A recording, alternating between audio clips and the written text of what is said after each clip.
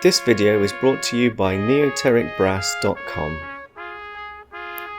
Neoteric Brass is my new one-stop shop for ebooks, merchandise and the TCE RC trumpet mouthpiece. Please head on over there now to take a look at what I've got for sale and to support this channel. Okay, so I've told a bunch of people now that I would make this video and so rather than just making it 4 times or 5 times and sending it out to individuals, I'm now just going to stick it up on YouTube, probably the easiest thing. Now I'm going to sort of describe this as being TCE basics.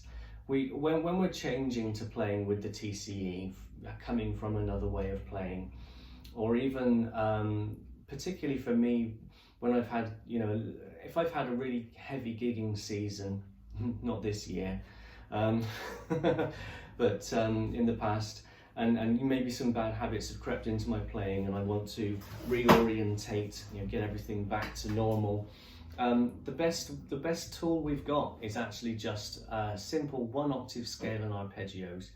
Now, one of the reasons that I really want to make this video and get it out there for you guys to watch it is that when I first started playing with TCE, the most important thing was listening to the correct sound, copying the correct sound.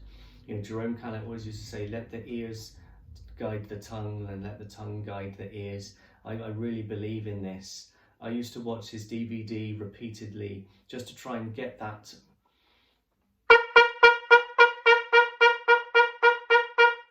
sound, get that popping attack, the immediacy of release, and also just the tone in general. I mean, I still quite enjoy watching videos with Bob Civiletti. He's got a bunch of those up on YouTube. Just listening to them playing along, really hearing his tone and trying to copy it, and the result still is that when I try to copy that sound, I start playing better. It's all about just being compact and focused and not tanking air through the trumpet, but just thinking about this vibration playing into the cup of the mouthpiece, if you like. And so all I'm going to do is simply play up and down a C major scale with spit attacks. So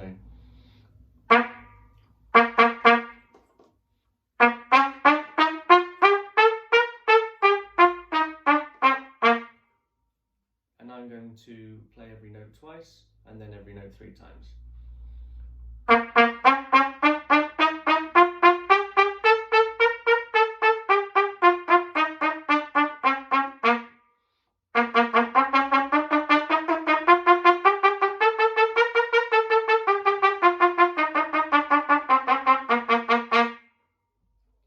Even in doing that, I'm hearing myself play. When I was doing it, the 2 attacks, I felt like the second one was always a little bit softer, or a little bit like I backed off the second note each time. We don't want that. It's got to be consistently.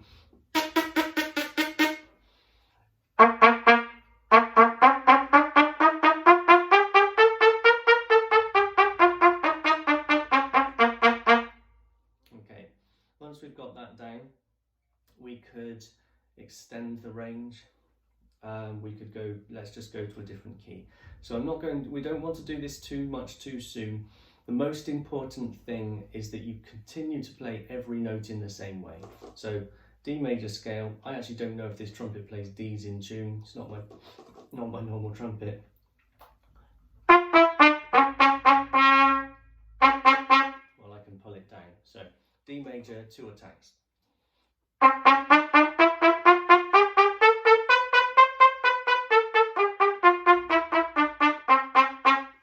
Notice not breathing, not blowing, it's all just trying to get that. It really feels as though you're playing in your mouth. I feel it's a funny thing, like it's hard to get this into really good words, but it's like having 2 balls in your mouth. There's a rubber ball at the front, which is the tongue being gripped by the teeth.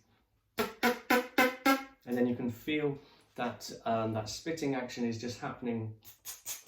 I always feel it just at the point where the cutting edge of the top teeth is, or just behind the top teeth. And in fact, it's not that the tongue is moving there, it's just that that's where the movement's happening. That's when I get the best sound and the easiest attack. And the second ball, if you like, is just the balloon of air, which is your oral cavity.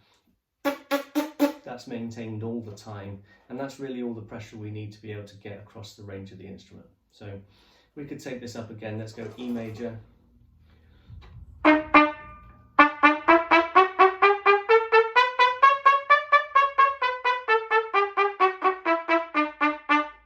F major.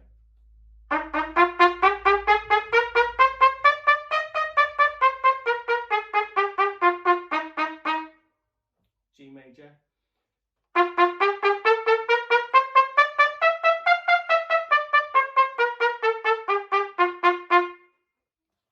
We want to make sure that every note is as easy as the last. Hopefully you're just hearing that every attack is consistent. Really, we want to be aiming to make this sound with the TCE right from the start. It's not something that develops. This is something that you discover through correct, I was going to say something disgusting like correct application of air. I guess that's correct. But it's just these spit attacks. It's just having the right sound in your ear. As soon as you try to create it, everything should be working well. So we could do this with arpeggios as well.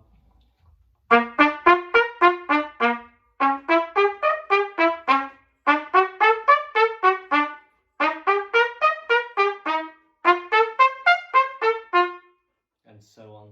Again, we don't want to push it in terms of range, but you can hear that when I do that, the high G comes out just as in the same way as all the others. So to me, that's a sign that it's not a problem to carry on ascending.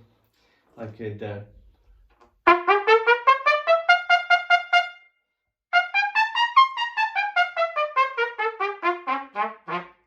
that's all there. If it wasn't there, the last thing I want to do is to be pushing, straining or stretching or using pressure or anything like that. You may also enjoy using my ebook about learn to play scales fast. It's basically a system where you work your way around the circle of fifths. This is particularly effective for learning major and minor scales because you will figure out that actually every scale is basically the same, give or take one note at a time.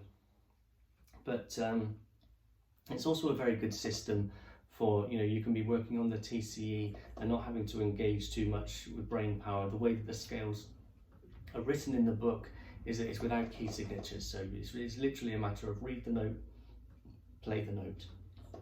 There's no other, not really much else involved. So the way that it works is this. If I was to start off with E major, I'll play it up and down one octave, and then you flatten the 7th note, and that guides you into the next key.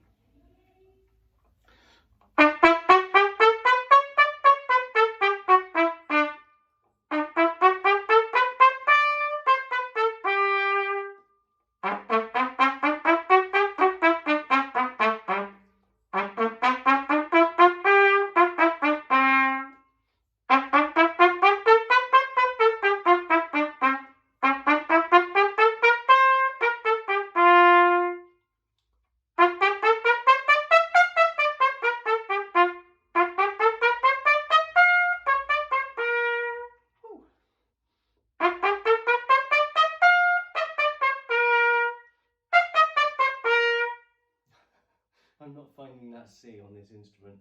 Okay.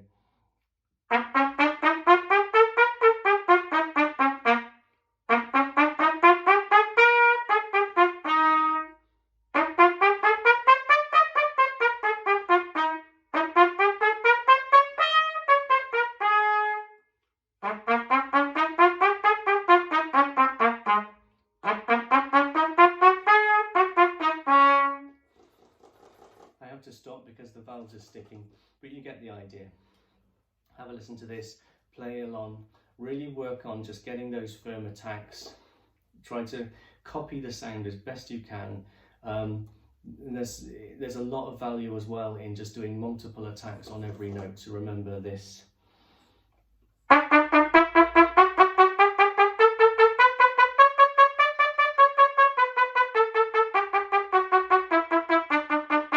And think about the two balls.